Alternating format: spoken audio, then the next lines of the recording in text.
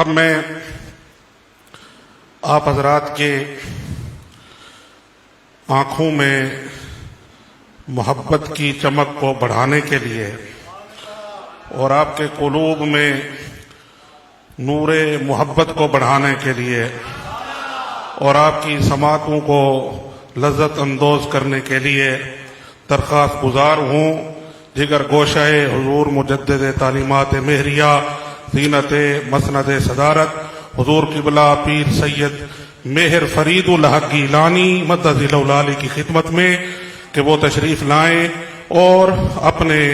لاجواب خطاب سے ہم سب کے قلوب و اذہان کو معطر فرمائیں. تشریف لاتے ہیں دیگر گوشہ حضور مجدد تعلیمات مہریہ حضرت قبلہ پیر سید مہر فرید الحق گیلانی. نحمدہ ونصلی علی رسولہ الکریم اما بعد فاعوذ باللہ من الشیطان الرجیم بسم اللہ الرحمن الرحیم. ما کان محمد ابا احد من رجالکم ولکن رسول اللہ وخاتم النبیین وکان اللہ بکل شیء علیما. صدق اللہ العظیم. ان اللہ وملائکتہ یصلون علی النبی یا ایھا الذین آمنوا صلوا علیہ وسلموا تسلیما. اللہم صل علی محمد وعلی آل محمد وبارک وسلم. سب سے پہلے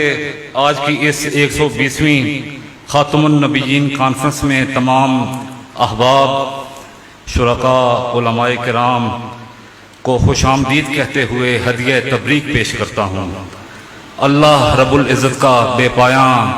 فضل و احسان اور حضور خاتم النبیین رحمت للعالمین حضرت محمد مصطفیٰ صلی اللہ علیہ وآلہ وسلم کی خصوصی چشم رحمت کہ آج کی یہ کانفرنس انعقاد پذیر ہے. اس امر کا اظہار بھی ضروری سمجھتا ہوں کہ کرونا کی وجہ سے جب پبلک اجتماعات پر پابندی لگی اور آن لائن کانفرنسز کا ایک نیا انداز متعارف ہوا تو ایسے حالات میں ہم نے بھی 25 اگست یوم فتح مبین کے لیے مشاورت کے بعد تیاری کر لی تھی اور اس حوالے سے جملہ انتظامات مکمل کر لیے تھے. دریں اثنا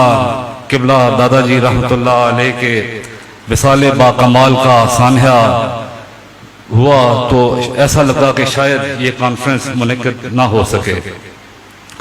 لیکن پھر خیال آیا کہ جب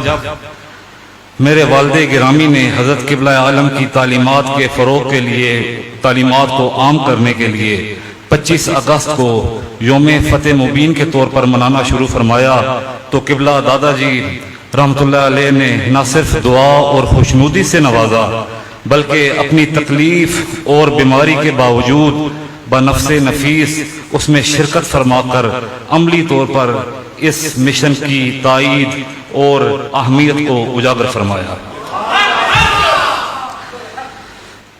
اس خیال نے خوب ڈھارس بندھائی اور دل کو تقویت بخشی اور یوں دادا جی کی نگاہ توجہ کا صدقہ اس عظیم الشان کانفرنس کے انعقاد کی راہ ہموار ہو گئی اور اندرون بیرون ملک سے جید علماء اس کانفرنس میں شرکت فرما رہے ہیں. ہمارے لیے یہ ایک آن لائن کانفرنس کے حوالے سے ایک نیا تجربہ ہے. اگر یہ اپنی افادیت کے حوالے سے کامیاب اور مؤثر ثابت ہوتا ہے تو آئندہ بھی یہ انداز اپنایا جا سکتا ہے اور جاری رکھا جا سکتا ہے. آج کے اس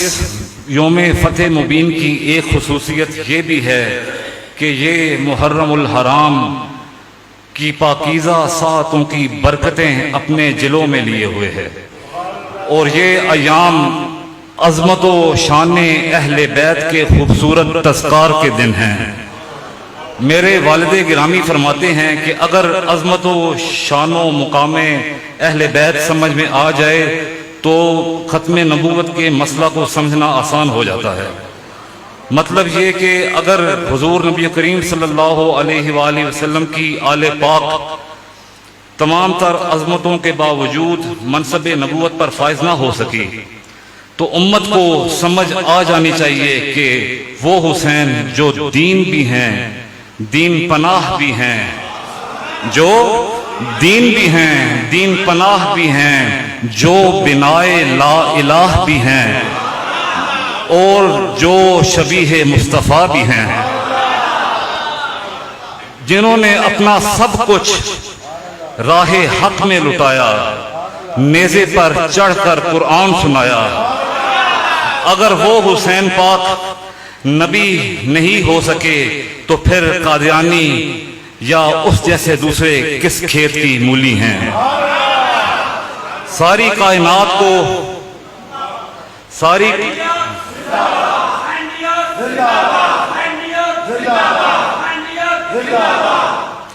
ساری کائنات کو عظمتوں کی معراج حضور نبی کریم صلی اللہ علیہ وآلہ وسلم کے گھرانے سے ملی۔ جب گھر والے نبی نہ ہو سکے تو یہ حق ہرگز کسی اور کو حاصل نہیں ہو سکتا۔ آج کی اس کانفرنس کی ایک دوسری خصوصیت یہ بھی ہے کہ یہ اس وقت منعقد ہے کہ جب زہد الانبیاء، فخر چشت اہل بہشت، شیخ شیوخ العالم فرید الدین مسعود گنج شکر رحمت اللہ علیہ کے ایام عرس ہیں، جن کی آفاقی شہرت اور عند اللہ مقرب ہونے کی خوبصورت علامت یہ ہے کہ صدیاں بیت جانے کے باوجود خلق خدا آج بھی حق فرید یا فرید کے نعرے کا ورد کر رہی ہے۔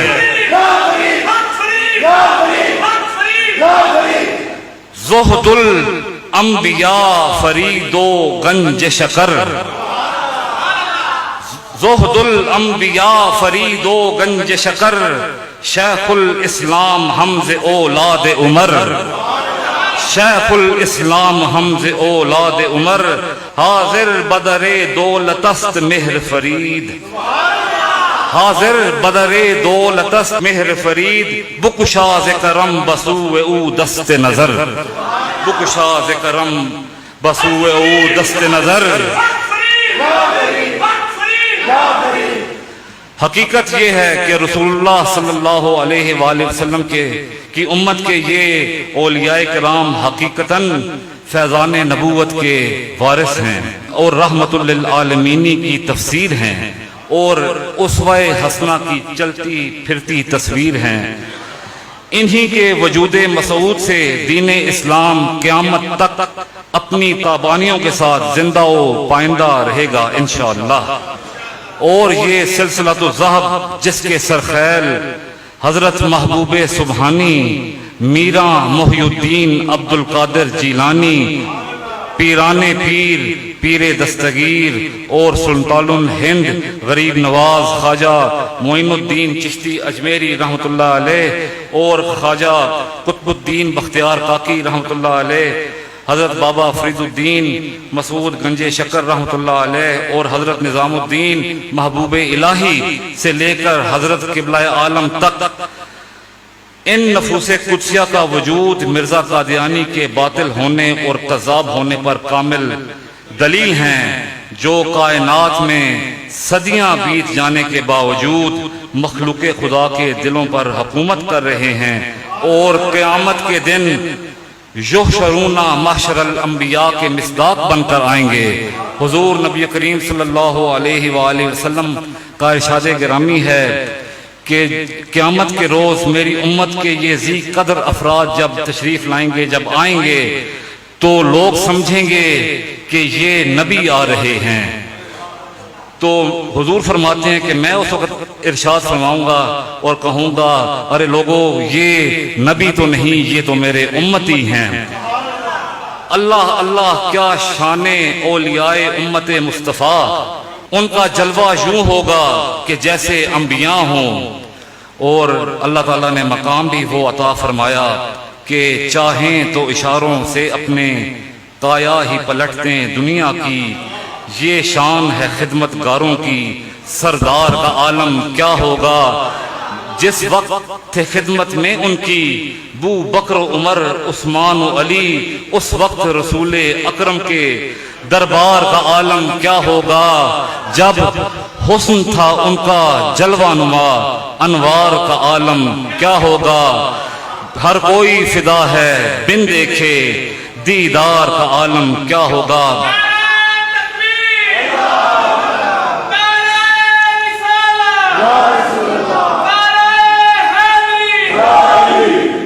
اللہ رب العزت ہمیں حضور نبی کریم صلی اللہ علیہ وآلہ وسلم کی ختم نبوت پر کامل یقین اور اعتقاد نصیب فرمائے اور اولیاء کاملین کے راستے پر چلنے کی توفیق بھی عطا فرمائے اور زمینی آسمانی آفات و بلیات سے محفوظ فرمائے. آمین بجاہ طٰہٰ و یاسین برحمتک یا ارحم الراحمین.